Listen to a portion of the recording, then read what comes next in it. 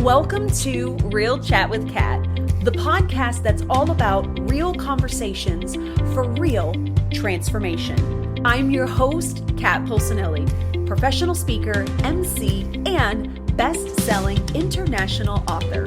Here, we tackle the tough stuff, the mud that we all have found ourselves in. We talk about the pivots, the challenges, and the victories that shape our lives and our businesses. From overcoming trauma and finding your voice to navigating life's unexpected twists, we get raw, honest, and open. You'll hear from inspiring guests who share their stories of resilience, healing, and growth. Whether it's breaking through emotional abuse, embracing self-worth, or thriving in entrepreneurship, you'll find connection, empowerment, and the tools to keep you moving forward. So grab your favorite drink, settle in, and get ready for stories that hit home and conversations that make a difference. Let's get real together. Hello, everyone, and thank you so much for joining me today on this really crazy, awesome episode here at Real Chat with Kat. If you've been following me, we've been trying out this wonderful mashup of some of our amazing guests that we have had over the years. So you probably saw our last one, which was all around business and building, and today we're going to be doing a mashup that is going to take you from stuck to unstoppable. We're going to show you different components of breaking through fear, through judgment, and dealing with hidden trauma. I have three amazing guests, which were the top back in 2024. Miss Lynda Sunshine, Sasmiresan, and Brigette Sobus. I am so excited to bring these ladies in a combined space to bring you their best advice all in one segment. I know that we are moving into the first end quarter of 2026. And I'm sure that you might be re-looking at how did the first 3 months go? Where do I want to go moving forward? Or maybe you've kind of had an epiphany that you're like, you know what? I'm done with being stuck. I'm ready to move on. And I want to get the best pieces and get them quickly. Well, you have come to the best podcast episode today. So we're going to have all three of these ladies share some of the best things within their podcast that was released about 2 years ago. So again, that way you're going to get the amazing information, but in bite-sized pieces and some of the best pieces that they had to share on that podcast. Now, of course, if you love listening to them, I highly suggest reaching out onto your podcast platform and finding their full episode so that you can dive in even deeper as you are connecting with them, because I think that you're going to love all three of them.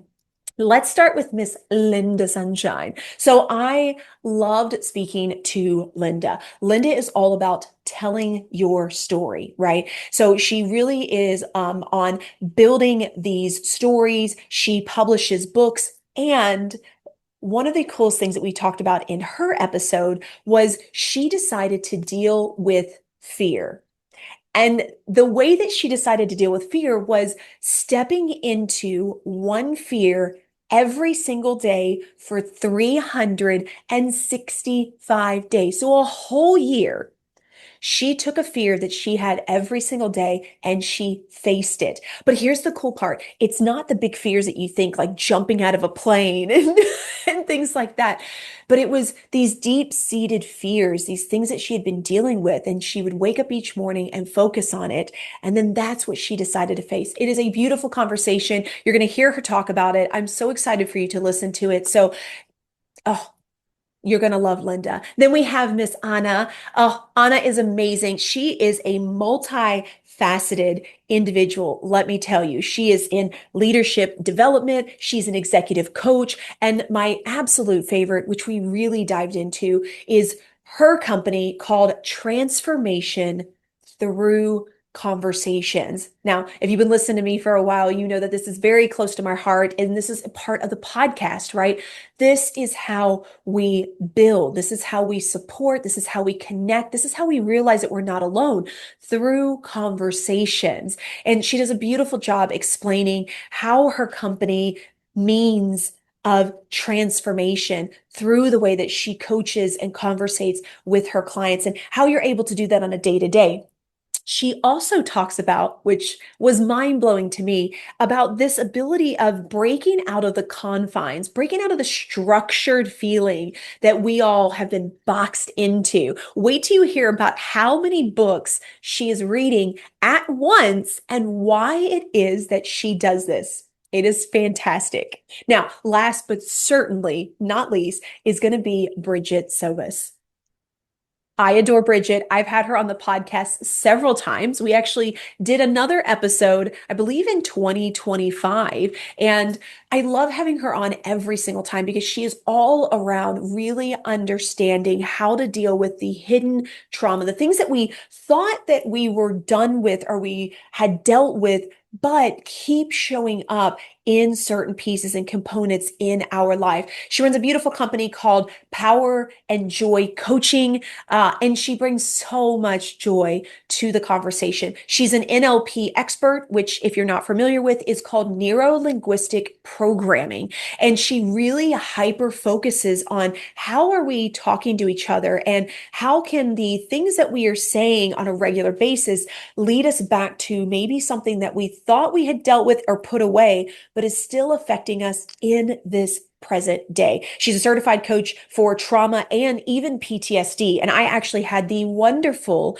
opportunity to use her services in between our recordings and test out what it is that she's been talking about. It was a phenomenal, phenomenal session. So if you are looking for the opportunity to get unstuck, maybe to feel different, maybe to think different, or if you're looking for that light bulb moment to get you through the fear, break through the judgment that either you're putting on yourself or you're dealing with from others, and make sure that you are letting fully go of the trauma, then you have to tune in to this episode. You are going to love all three of these absolutely amazing ladies. And as I said, be sure that if you really connect with them on this episode, go back into the podcast and find their full episode to get even more nuggets than you had before.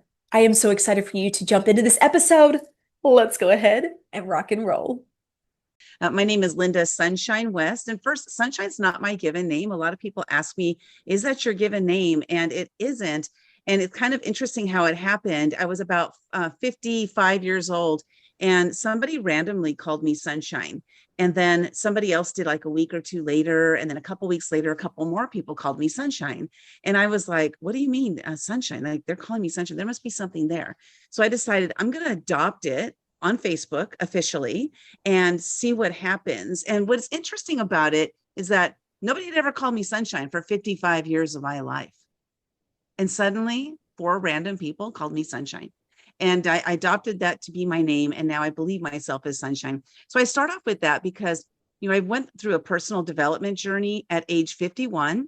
And that's when my life really, really started to unfold. And I started to believe in myself. So as we talk today, I'll be sharing some of the things that I've learned along this journey. It's been absolutely incredible. And when I was growing up and when I was younger, I used to think that people that were like laughing a lot or having a good time, I always thought it was fake.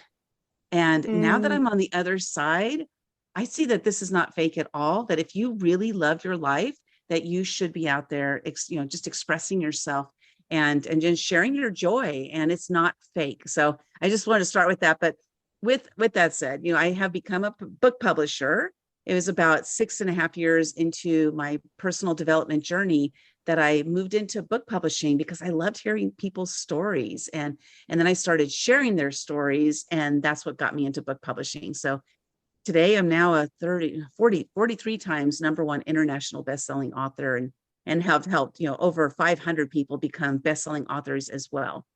I actually would love to talk about that. Again, again, at age 51, this is when I started the journey. And just like you said, you're never too old to start something new.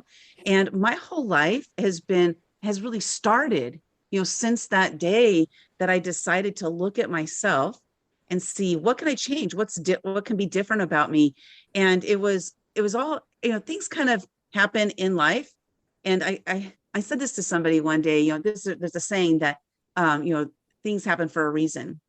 And I said this to her name is Forbes Riley. I don't know if you know her, but she's known as the $2.5 billion woman. She's like on QVC and all those like shopping channel and stuff. And she said, I don't believe things happen for a reason. I believe things happen and we give reason to it. And I loved it when she said that, because it really got me thinking that, see, we really have more power and ability in how we direct our lives than we give ourselves credit for. And so, I do believe in God, and I do believe things are being guided and directed. However, we still have our own ability to think for ourselves. And we have that as human beings. Animals aren't like that. They're more instinctual, whereas humans can think about what they're going to do. And so if we think about that, the power that we have is that if I wake up in the morning and there's a saying, like, oh, you woke up on the wrong side of the bed, which means that you're grumpy, right? And so we can choose to wake up on the right side or the wrong side of the bed, even getting out on the same side of the bed every day. We have a choice, right? I'm still getting out on the same side, but I have a different mental attitude. And so what happened was, it was 2015 and I woke up, it was January 1st. So this was like not a New Year's resolution, because I have broken every single New Year's resolution I've ever set. But I said, you know what? I've got a lot of fears. I'm going to break through a fear every single day this year. So 365 days in a row, I'm 51 years old, and I'm embarking on this journey of breaking through a fear every day. Well, as I got about 6 months into it, I came to the conclusion that the fears that I had broken through those past 6 months, that the majority of them, vast majority, were related to the fear of judgment. Ooh. And so you were talking about judgment earlier. And what I realized is that I had such fear of judgment. Well, then I started looking at that closer and saying, oh, I just need to figure out this whole judgment thing. Because if I can figure this out, then I'll have a lot less fears. And I embarked on the journey for the next 6 months to help myself get better at not feeling judged, right? So just kind of like, that was my goal. And one thing I discovered is that I was my greatest judge. So I was my own worst enemy. And check this out, Kat. Once I started working on myself and stopped judging myself negatively and started seeing myself as this good person, this confident person, this person who really wanted to help people, I stopped judging others.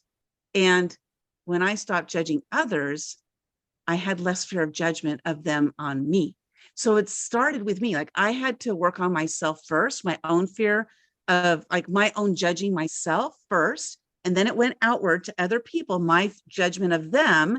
And I started looking at other people and saying, let me see the goods in others. And then I stopped worrying about them judging me. So it was kind of like this cycle. It was so crazy that it worked, but I no longer have the fear of judgment. I do crazy things all the time. And I used to not do them because I was fearful of what people would think about me. But now I don't even worry about it anymore. But I was placing judgment on what he said, and it wasn't what he meant at all. So when we can come to that place, just like you mentioned, like that place of curiosity, instead of me keeping on being mad, which is like in the past, I would have stayed mad for weeks. Instead, it was only about 2 or 3 minutes. And because I had this epiphany that I might be interpreting this wrong. Let me go check and find out. Let me do a temperature check on him. And what was awesome about it is just by me doing that curiosity piece, boy, curiosity has saved my life lately, but just that curiosity piece made me calm down immediately. It was immediate. Yeah. So I think it's really important for us to think like there's a thing that we can either react to situations or we can respond. Reacting it's actionary, like somebody said something and this is my reaction. I don't even think about it. There's no forethought. Whereas response, there's actual some thoughtfulness that goes into it. And maybe sometimes we just need to pause for 3 or 4 seconds before we say something, before we do something. Like, let's calm down, and have real conversations with people. Like, that's what we're doing today, right? We're having a real conversation about life and about things. But, judgment, it comes from us first. It comes from us first. And I'll share one real quick example of something that happened during my journey of me realizing that, wow, I've grown, like as you're on a personal development journey, I think it's important for us to check in and say, how am I doing? How is my Mm-hmm. growth? And then, how I could tell was I attended an event once, and I walked in and I saw this woman standing on the other side of the room, and she was dressed impeccably. She looked amazing. And I just felt this sudden urge to go walk over to her and say, I just got to tell you that I saw you from the other side of the room and you look amazing, impeccable. You're so beautiful. And she said, thank you so much. She goes, people don't usually, talk to me. It's because a lot of times people are turned off by somebody who looks impeccable and amazing. And right there, that was as I walked away from her, I was like, I've grown. Because in the past, I would have been the one not talking to her because Yeah. who does she think she is? It's kind of like that was my mentality. So that Yeah. was my moment of like, you have grown, Lynda. And I was so proud of myself for working on myself, and Mm-hmm. boy, my life has completely changed ever since I started that journey at 51. What is it? Les Brown says, you don't fail because when you fall down, you don't fail if you get back up. Mm-hmm. It's like if I'm falling and I can look up, I can get up, and that's Yeah. like just get up. And there's something I'd love to talk about here because I think that this was one of my huge epiphanies. And um it's interesting how, just to share this thought too, is when somebody says something, it helps to give us thought about something, like it expands, right? So the thing you said about, complimenting ourselves, or and that wasn't exactly what you said, but I call it, patting ourselves on the back. Like I believe it's very important for us to pat ourselves on the back on a regular basis. So when I started my personal development journey, I didn't know what to pat myself on the back for.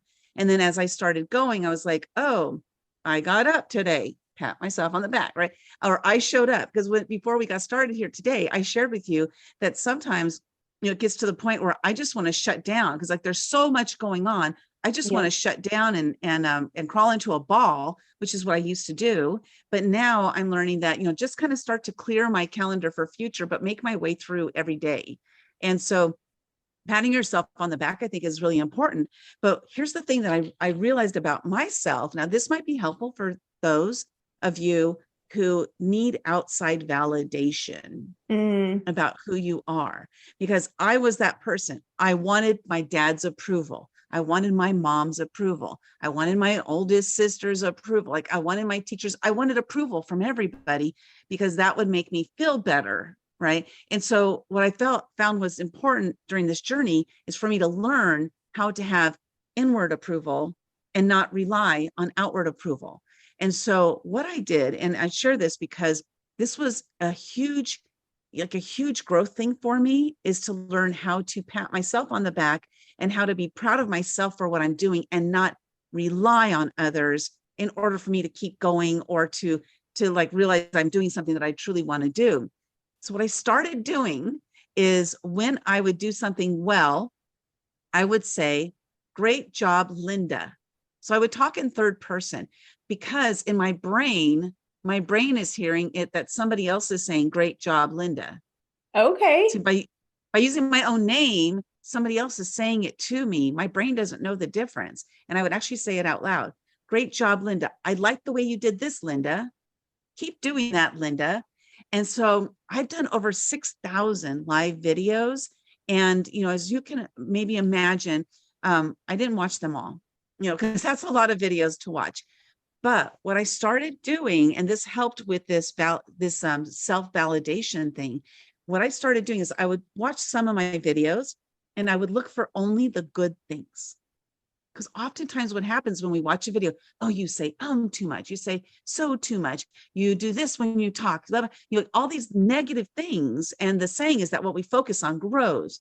So if what we focus on grows, if I'm watching a video and I'm watching all the bad things because I want to correct all the bad things, then that's what's going to grow. So what happens if I focus on all the good things? So I would be watching a video and say, oh, I really like the way you said that, Lynda.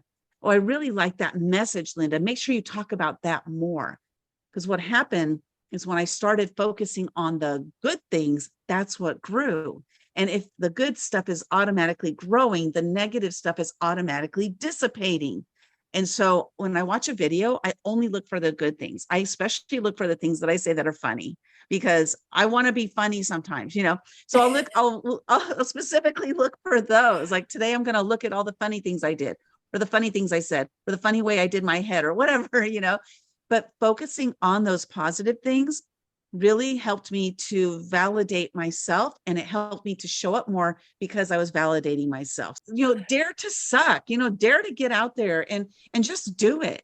This is one thing that I think has been really important for me, is to, again, not be so fearful about what people think about me. If you think about the comedians out there, like I was always really quick to come up with jokes and stuff, because I joked about myself. I got really good at it because when I was younger, I got teased a lot started in my family, by the way. The worst people on the planet, my family.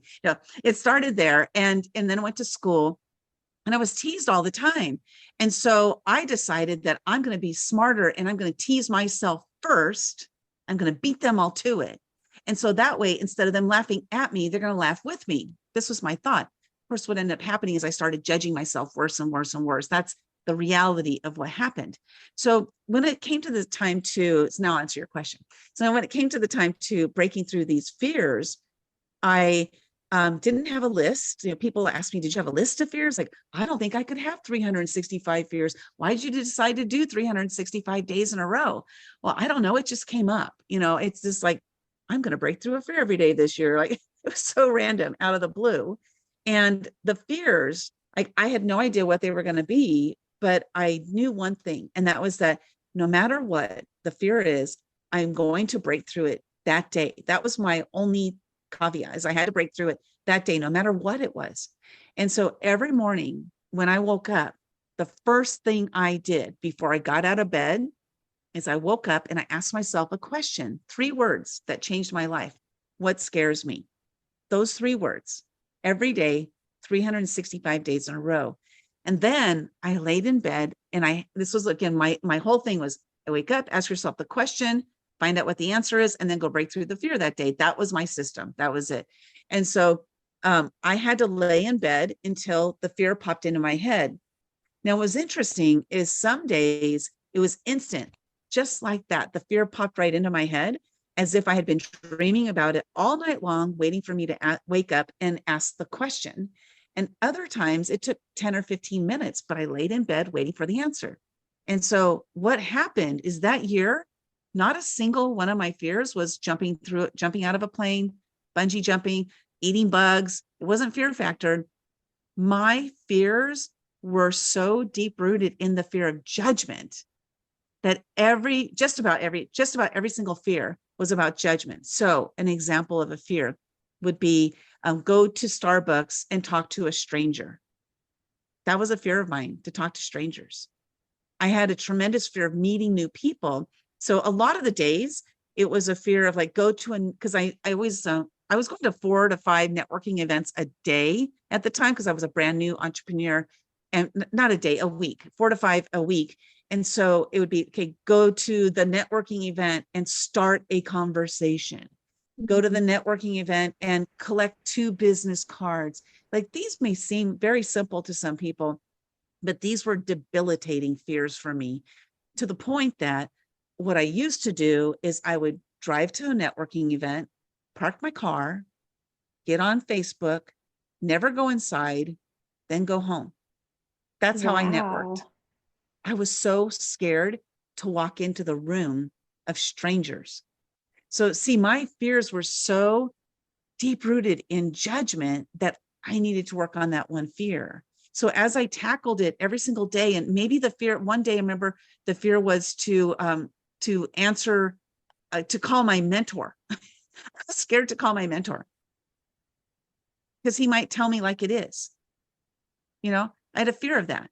So anyway, the fears were what may seem ridiculous to others. For me, they were debilitating. And so one of the things I like to say is that your fears may seem ridiculous to somebody, but to you, they're real. And what that means is that you are the one who needs to deal with it. Don't worry about what other people think of your fears, because my fears might be stupid to some people. You're scared to talk to people, really? You're like, what's the big deal? What's the worst thing that's going to happen? Well, it doesn't matter. It was a fear.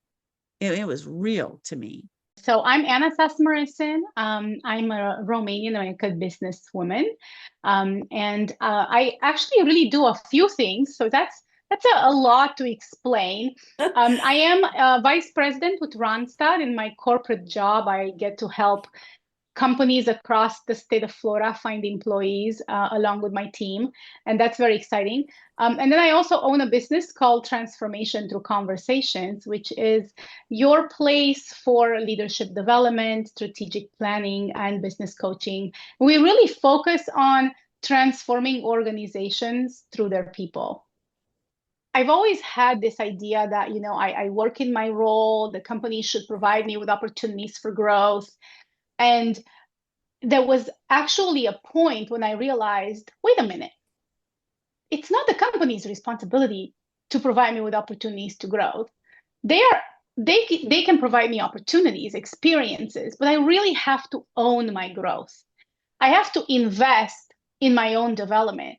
I have to really see what gets me out of bed excited every morning and be able to add to what I'm already doing in order to fill my cup, because I feel like I have a really big cup. We all are born with so much potential, unlimited potential, but we actually have limited energy. So if we are able to harness that energy in the right way, so that we can actually start building and upon the talents that we have and fulfill our potential, we actually we are capable of doing so much in our lives. We are capable of making a difference in communities.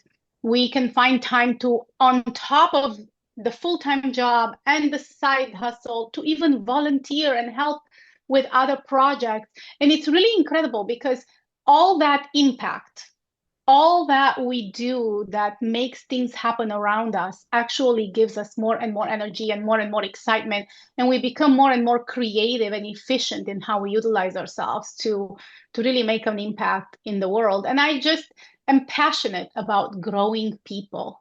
I love people. I think people don't actually realize how much potential they have inside. And in a way, when I was sitting down a few years ago and trying to really think, well, what is really my purpose? I realized that my purpose, I think, is to help other people see their potential and to start fulfilling that potential. Because every single day we can improve a little bit. Unfortunately, the world expects that, or the way the world is today, there's an expectation that we do this quickly, right? But realistically, if I think it was in the Atomic Habits, right? I think James Clear said, if we improve just 1% per day, in 100 days, we are 100% better. And we just really have to work on that. So for me, on my corporate journey and my entrepreneurial journey, that's really what I try to do. I try to constantly develop myself so that I can have more to offer. We transform through conversations as a group, as a maybe a family relationship or a company or a community. Conversations give us opportunity. They are experimentation labs. They allow for a platform for us to say something that's never been said. It should be a back and forth. Conversations are powerful. Just imagine a community, let's just say a city, right? Where all the leaders are just trying to do things by themselves. Well, they won't get very far. But if they actually involve in conversations, all the different entities, companies, education organizations, churches, nonprofits, you name it, if they actually invite everyone at the table to have a conversation, just imagine how that community can transform. So that is actually why I named my company Transformation Through Conversation. I believe that right now, as we are having this conversation, there is going to be some transformation happening. Maybe it's small, maybe it's big, but there's different things that happen when people talk and when they have a platform to talk openly and there is respect. And when we have different ideas, we stop and say, hey, I'm not going to judge you for your different idea, but help me understand how you think that way. How did you arrive there? Maybe I'm missing something. It's all about exploring the conversation. So the way I use that in my business is truly by helping people talk, helping people have real good conversations, helping people understand that they have to hear in such way that others are willing to speak, and speak in such way that others are willing to listen. And Mhm. there's a way to do that, right? And so it's all about any project, anything starts with a conversation. And as we go through it and we keep talking, we are transforming it. We're making it happen. We have a problem at work. We get together, we talk about it, and then we find a solution, and then we transform the situation. So that's really the basis of the name. And as I have now worked with many clients over the last 3 years, many of them, after I work with them for a period of time, they come back and say, "Oh my gosh, I get it. It is transformation through conversation. Now I get it. It actually really takes is a conversation." How do we start having these Mm. kinds of conversations? How do we open up our mind to these kinds of conversations so that we make space for incredibleness to be discovered? What are your thoughts? Oh, that's so good. So, John Maxwell says that the hardest kind of leadership is self-leadership. Mm, So I think it starts there, right? It starts, I think it's quite interesting that quite often we do to others exactly the opposite of what we expect of them to do to us. And in many ways, like we say, you should be more patient with me, but I'm not more patient with you. Or you should listen to me more, but I'm not listening to you. I'm not even talking about, ill intent. I'm talking about day-to-day things that actually that is who we show up, and that is how people experience us, and that is based on the way we manage ourselves, right? How do we want to show up? Maybe I want to have better conversations. If I struggle to have conversations with teams or in relationships, I need to know that, hey, that's a gap, and I can't just say, well, I'm just not good at that. No, you're just not good at that yet. You have to read, invest in yourself, and start practicing some new ways, because you have to want to be better at whatever it is that you're not good at every single day, even just a little bit. So I think it's self leadership is being very intentional, really understanding what are your strengths. Most people can tell you very quickly what they're not good at, but they can't really tell you very quickly what is their superpower. mm, They don't know what it is. There's in traditional employment always tells you what you're not good at, what you need to improve. Most leaders and most companies don't celebrate people every day for the things that they're great at. They might give them a good job, but they don't really know for what. So they're not really sure what to duplicate, right? So it's important that we understand what our strengths are, that we want to be super intentional to grow, that we surround ourselves with people that actually elevate us. And this is probably the hardest one, because we can't always choose who we surround ourselves with. And it's important that we have people in our corner that advocate for our growth. And probably in some scenarios, there will be people that will try to make sure we don't grow, because they are not because they don't want it for us, but because they don't know what to do with us, with a different us, right? They don't know mhm. how to, they're not willing to grow with us. So the environment in which we are is extremely important to personal growth. But I have a saying, and I think that every time I say it impacts people because they really get to think about it, which is that we all have a diamond inside, but it only shines if we're willing to polish it, right? We're all born with that raw diamond. There is this brilliance inside of it. but it's dull unless we polish it and unless we maintain it. And unless we come back to it more and more over time, it just becomes dull again, right? So it's important that we realize what that is.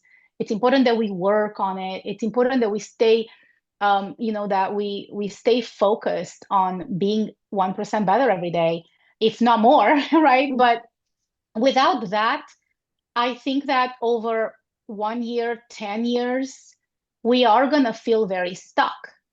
And when we feel stuck, after a period of time, we get depressed. And when we get depressed, we start actually hurting ourselves and others in various ways. So, humans are not made to be one way for 35 years.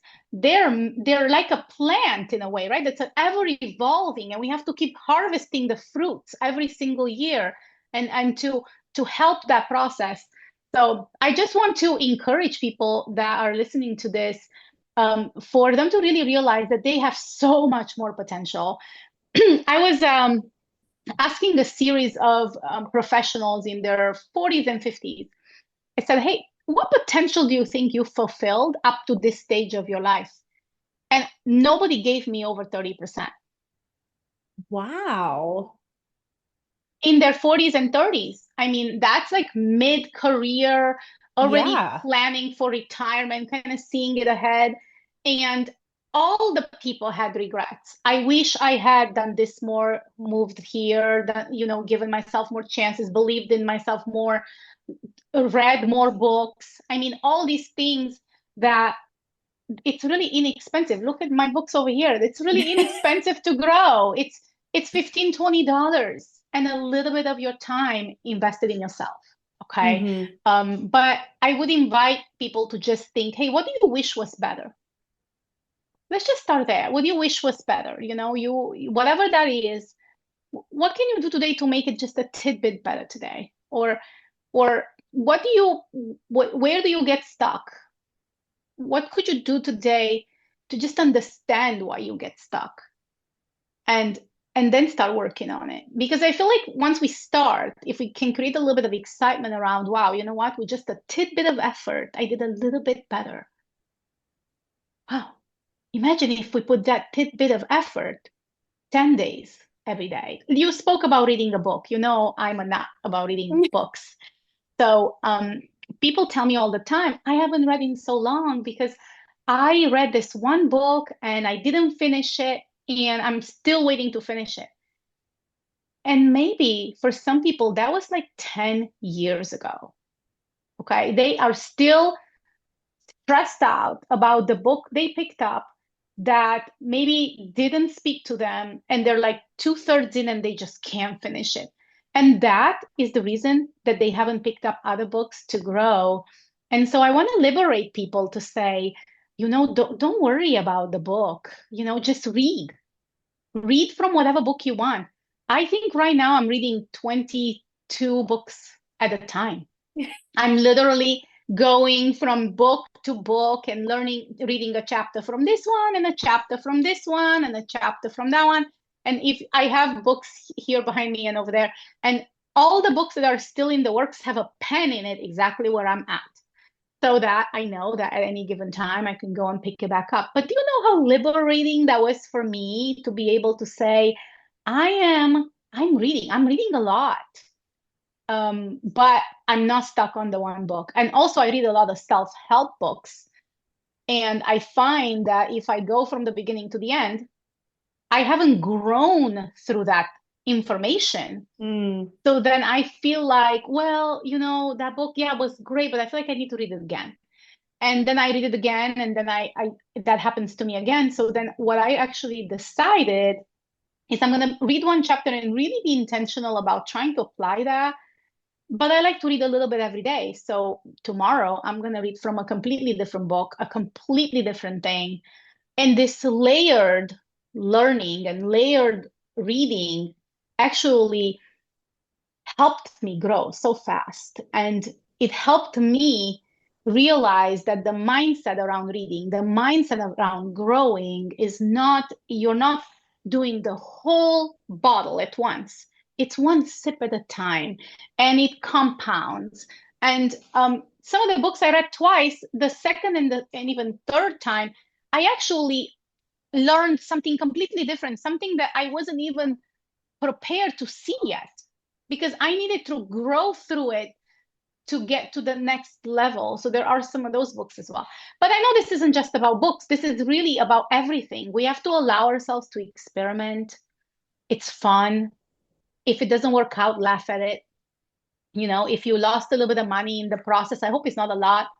There is this author, his name is Ryan Leake. He wrote a book called Chasing Failure. And he says, if you're smart, you're going to try to fail early and cheaper, right? So, try things out. If they don't work out, even if, let's say you opened a company. I had a company before that didn't work out. I close it up. It's fine. It's no big deal. That is not the end of me, or, it was fun to learn how to own a business, and to learn what to not do again, and to learn how to do what to do more of. And now I own another business, and I'm just growing through that. I think we're too attached to what we know. And the reason we don't learn what we don't know is because of what we know.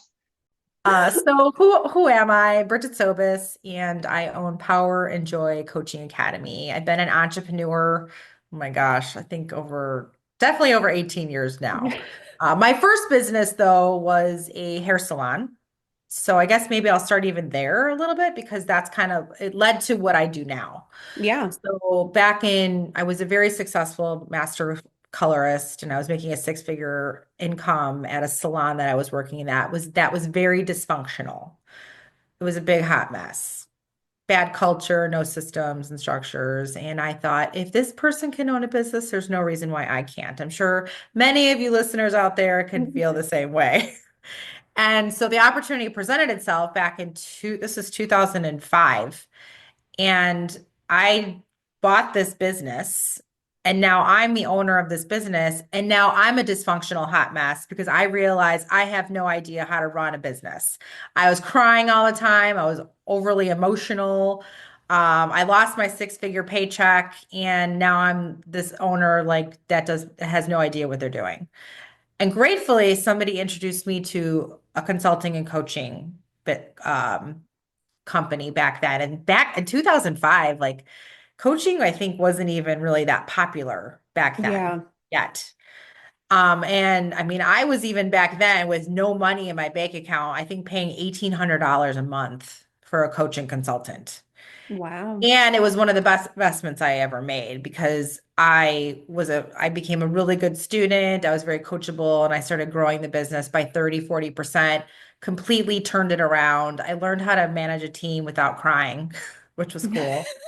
And I grew the business. Yeah. So I became an award-winning business. And then that inspired me to become a coach and consultant. So I started going down the track of becoming a trainer. And then in 2010, I found myself going through a really nasty divorce, which, the divorce took over 2 years. That was pretty stressful and traumatic for me. Then I found myself in $1.3 million of personal debt because my ex, that's a whole nother story, but he was a drug addict. And sometimes you just don't know what you don't know, and you're trusting your spouse. Mm-hmm. Um, and then we're all free and clear of this, but I got breast cancer for the first time. And then I decided, because I was in $1.3 million of debt, and I also had lots of counseling around it from mentors, attorneys, even my own parents. They were like, you have to file bankruptcy. And I was like, well, if I file bankruptcy, I'm at risk for losing my business, which had a great reputation in Chicago. It was award winning. It was profitable. I could actually leave my business for 2 weeks and it would be running without me. I actually did take a 7-month leave of absence to heal from Wow. breast cancer because I had a lot of systems in place and team. Um, and so I was going through all that. So kind of like, again, the reason why I'm sharing these stories is because it really does lead up to the work I do now. So even during those heights of success, and I was probably producing between doing consulting work and my salon, I was producing like over 1.3, 1.4 million in sales. And nothing was ever good enough for me. I was always on a hamster wheel of negative thought patterns. Systems and structure, 100% had me lead to lots of success. And I was a high performer. But see, I was suffering silently all the time. Like I had my anxiety. Oh, I don't call it my anxiety anymore. I'm going to delete that. I call it the anxiety. What I'm very mindful of words. The anxiety was like from 0 to 100, it was about 150.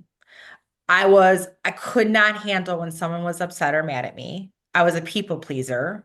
I was in really weird codependent relationships with either other people, like colleagues, friends, whatever. And yeah, like I was on my a negative thought. I couldn't get my mind off of negative thinking. And I actually had running jokes, which we're all free and clear of, but I would have running jokes and say, I sometimes wish I could get a lobotomy so I can like detach from these negative emotions and negative feelings. Mm-hmm. Like I used to call anger the ball and chain of negative emotions. So then moving forward, I did end up, I felt like 2019 was Dark Night of the Soul year where I really hit rock bottom. Um, and I decided to part ways with the salon. I'm like, you know what? I think this is the universe's way of saying, you're done with this. You had success. It was award winning. There's something different for you. So I sold the salon and then I started getting it back into therapy. I started getting a coach again. I started thinking about what do I want to do with my life? And then I had always heard of NLP, neuro linguistic programming. I just didn't know what it was. I had this mentor go, and I'm a master of NLP. And I would be, I don't know what you're talking about, but I like you and you're amazing. So I decided to get certified in NLP, and they were like, you're going to get certified in timeline therapy and hypnosis.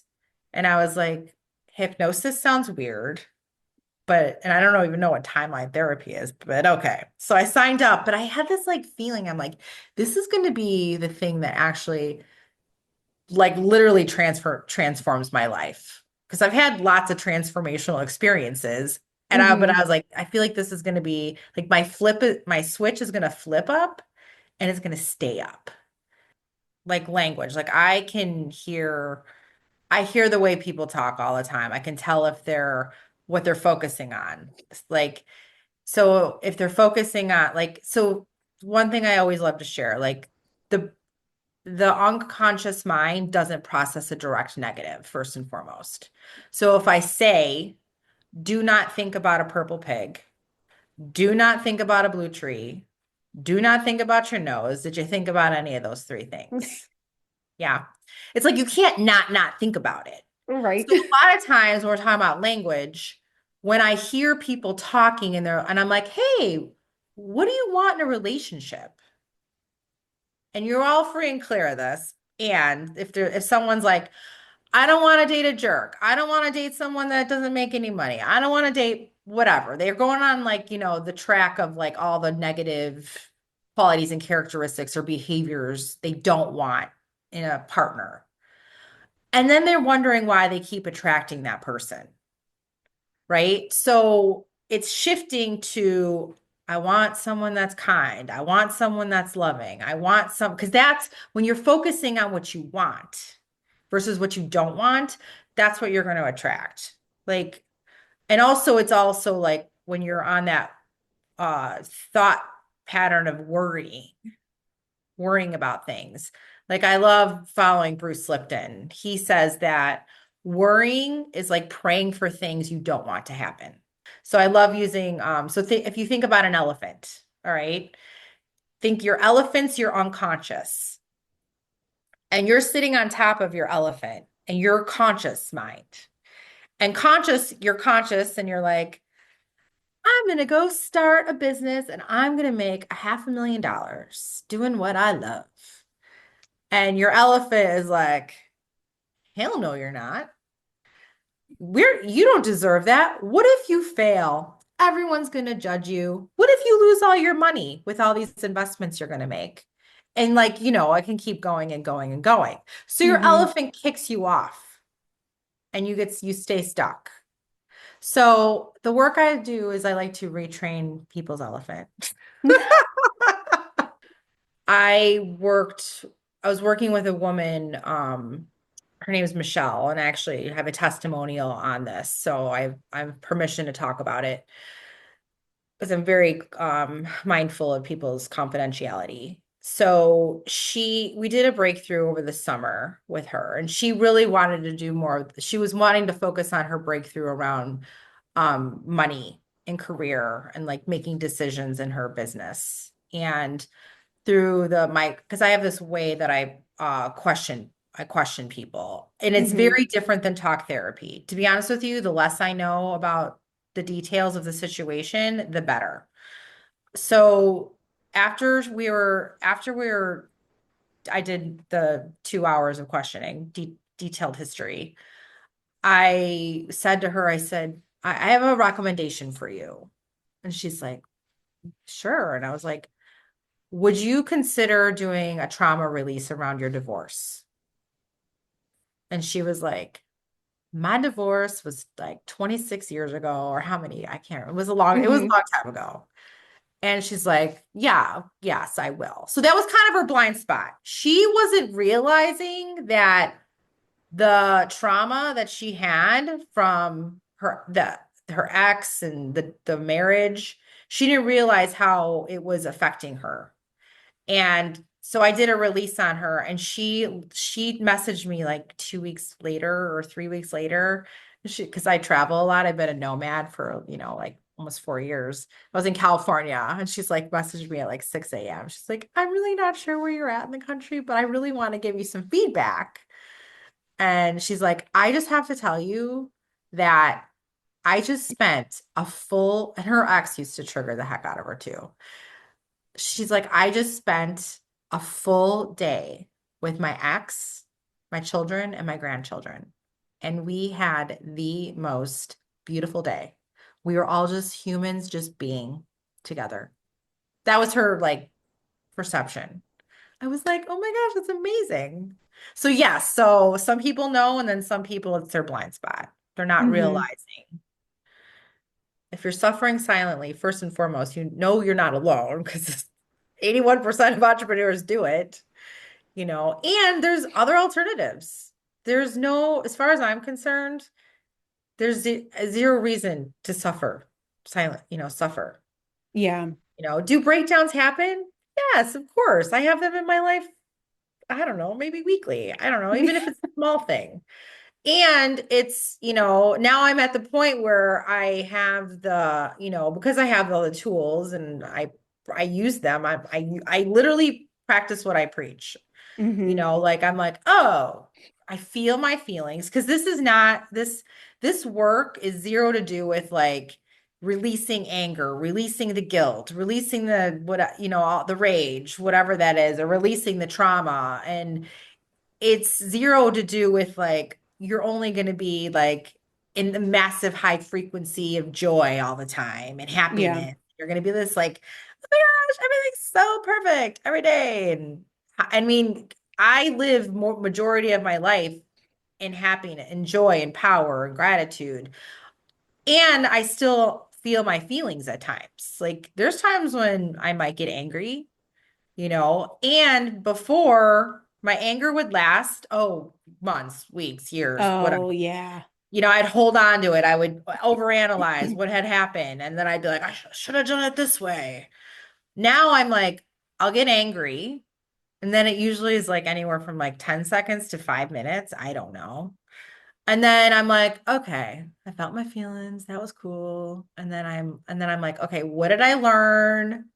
So now I'm doing it in kind of more real time, Hmm. versus like, when I took you through that timeline therapy process. Like I'm kind of doing it more in real time. What am I learning? What happened? Okay, so how am I going to shift? What inspired action am I going to get into next? So I have that massive, because I've got the more unconscious and conscious congruency. My thing with this is, again, if we're like even go to like Carl Jung's perception is projection stuff, like we are seeing the world through our eyes, right? Yeah. So this is the simplest way I like to look at some of this stuff. Because you can go down rabbit holes with those theories too. So my perception is projection is like if I see something in somebody else that's like so amazing, like I'm like, oh, I'm recognizing that like so is inside me too. And how do I model that? And how do I bring it out even more in myself? And then on the other side, like, because I've definitely have had people like with the perception as projection be like, if you see someone and you think that they're like a biatch or whatever you want to call them, like that means you're that too. Okay.